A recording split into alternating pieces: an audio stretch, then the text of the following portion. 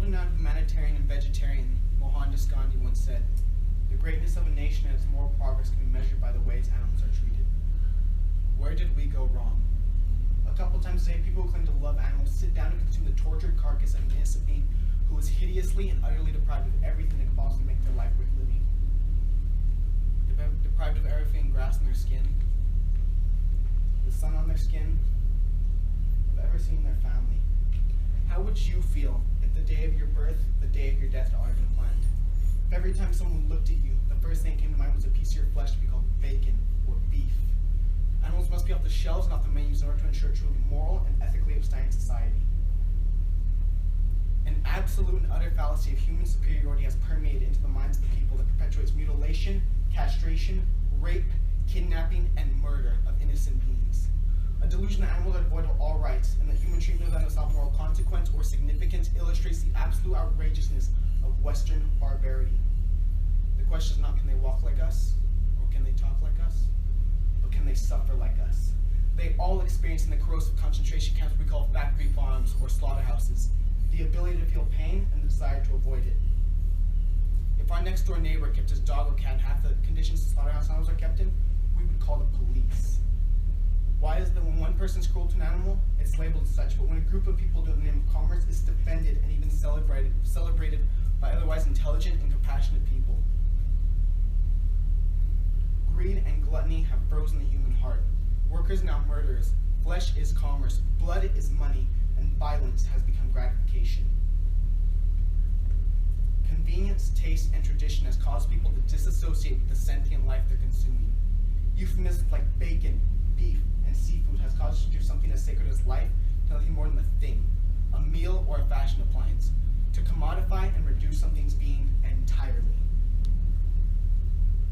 But when we were little, we were taught to care about the animals, to treat them the way we wanted to be treated.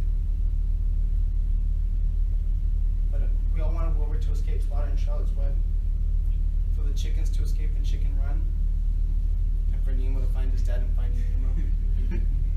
But at what age did we stop caring?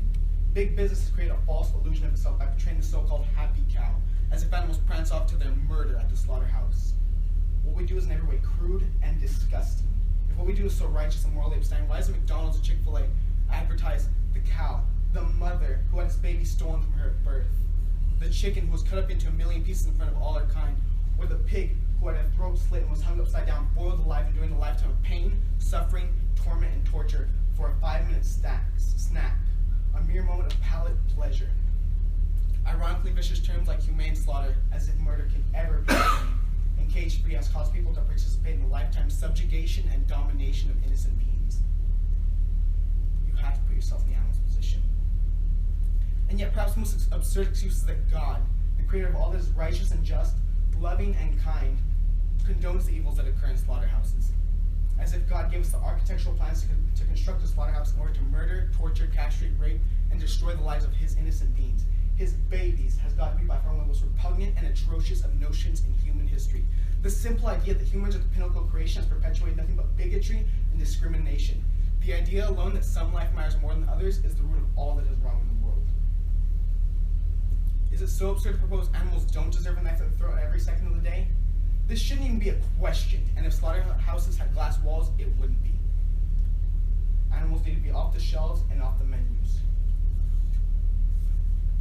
Adopting veganism is a moral imperative for humanity. May our daily decisions reflect our deepest values and intentions. Our voices speak for those who cannot speak for themselves. You, the consumer, create the world you want to live in. If not now, when? If not you, who? A kinder world begins with you. The only thing worse than the atrocities being enacted against animals is an apathy toward it. Adopting veganism is increasingly easy in a society where all the vegan options in our local store keep us perfectly happy and healthy. And according to David Simon, book Meatonomics in 2013, the cheapest things on the market are vegan and cruelty-free. A personal choice is to being when we impede on another's ability to choose life. A human being can live and even thrive on a vegan diet, and therefore it's unjust and immoral to take another being's life simply because appetite dictates so. You see, vegans chickens aren't giving anything up. We just stopped taking what's not ours. Here are male chicks being ground up alive simply because they can't produce eggs. Pigs having their testicles torn out without an aesthetic. Mothers, cows having their babies stolen from them at birth. Fish being hunted at such a rate that in 2006, National Geographic titled an article, "Seafood may be gone by 2048. Not only that, here are 20 million living humans dying every day from malnutrition. 1 billion people will go to bed hungry every night. And in 2013, the Wisconsin Soybean Association in U.S. and Wisconsin Soybean Facts found at least 50% of the world's corn, soy, oats, and grain go to livestock. In 2013, IOP Science and Redefining Agricultural Yields said the human race grows enough food to feed 10 billion people, and yet 1 billion people are starving. All the while, Shan Haney in 2012 asked, how much meat do we eat? Americans eat 276 pounds of meat every year, while these people are starving. 2006, Adapt Kill Counter found 150 billion sentient living beings are being murdered, tortured, castrated, raped, torn from their families, driven to extinction, and deprived of everything that could possibly make their life worth living simply because the human race lacks empathy. I'm sick, tired, and disgusted that the human race is making the same gross error in terms of morality and ethics. Why must a small population continuously remind the masses of the difference between right and wrong, especially when it's something as simple, fundamental, and elementary as the golden rule? 150 years ago, slavery was still a thing.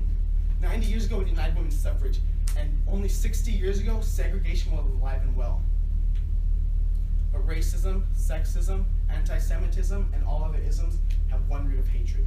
Speciesism. Speciesism is the first form of hatred people are taught. Long before they're told women, blacks, and all others are inherently less, they're told to slit the chicken's neck, to murder the pig for bacon, to take the cow's baby away so we can drink its milk. All the while, Western society confusingly tells us to love some animals and eat others. The same arguments of compassion and love that apply to combating violence against dogs and cats are the same that apply to all animals. All exploitation is evil and morally unjustifiable. The mentality is the same. That which destroys peace and creates wars. Indeed, as world-renowned mathematician and vegetarian Pythagoras once said, as long as humans massacre animals, they will kill each other. For he who sows the seed of murder and pain can never rejoin love. As long as we consume violence, we will exude the same thing. Peace begins at the dinner table with the vegan meal. Peace is not just the absence of conflict, it is the presence of justice. Justice must be blind to eliminate color, creed, religion, sexual preference, or species. If she's not blind, she will be a weapon of mass destruction. The simple idea that some life matters more than others is the root of all that is wrong in the world. With no email list to sign up to, and no donation box to add to, the change is simple. Buy your ethics. In short, the time for veganism is now. Another world-renowned mathematician and vegetarian by the name of Albert Einstein once said, the world is a dangerous place. Not because those who do evil, but because those who look on and say nothing. It's time to stop being sorry and do something about it. Every argument against veganism is one in favor of misery, malice, and murder. It's not natural, it's not just the way things work, and it's not the circle of life. It's the circle of heartlessness and barbarism. Can you really look an animal in the eye and ask, and say, my suffering, my appetite's worth more than your suffering? If you say nothing, more importantly, if you do nothing, you are openly accepting and cooperating with evil. One day, years in the future, a child's going to look you in the eye and ask, where were you when the animal holocaust was occurring? You determine whether history will laugh and what you'll be able to tell that child.